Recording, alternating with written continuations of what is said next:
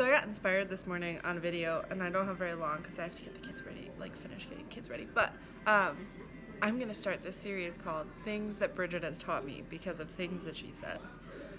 Bridget is the person that we went to see in Texas. I met her actually on Tumblr years ago, and we only interacted on there lightly. And then when I got back to Alaska after I had Joey and I was alone with both boys,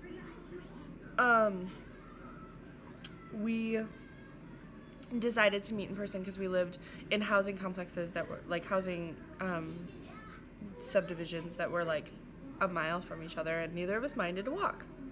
And she was pregnant with Addie, her youngest, and one day she walked to my house with her boys, and it was instant chemistry. There were pictures from that first day where we were both cuddling each other's kids, and the kids are playing like they'd known each other forever, and like overall, like it was just an instant connection. And she and her husband Kale got me through those like few months, those last few months or whatever. Well, my ex was gone, and I was single parenting a 1-year-old and a 6-month-old, and I had a spouse that was overseas, and they were my life. They were my life jacket. They were my life saver. They saved my life. I was at really bad postpartum depression, and I had a really hard time connecting with Joey, and luckily Bridget and Kale both love babies, so they kind of stepped in to help take him when I needed someone to kind of just deal with the baby that I was having a hard time with, and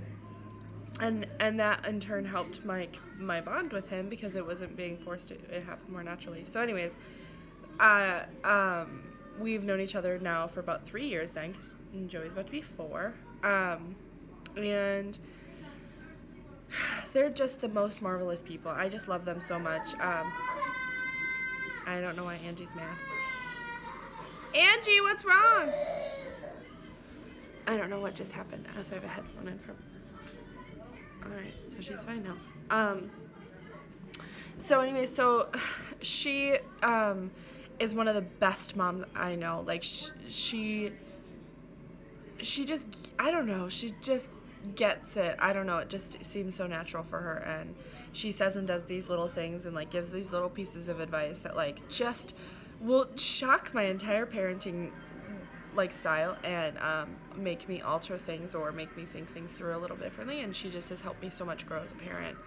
And her husband, since I'm prior service, I have this connection to military members, and if you ever notice, like, people who are prior service who are vets kind of like just insta buddies. I don't know, there's a guy, an engineer at work that works across the building from me, and one day I overheard that he was prior Navy. Insta buddies. I don't know what it is about the culture that's there, but it is. And so I get along with my friends who have military spouses pretty well. I get along with the spouse because I'm prior service, and so he and I get along really well. We're two drastically different individuals, but we both have the same love for the military, and he's a really, really, really good soldier, very, very good at his job, very dedicated to the Army, I respect everything he does so much because he's really good at it. And it just shows through. So they are two people I highly respect and I love to death, and they are family. It's just like Bridget's just my sister. That's just how it's become.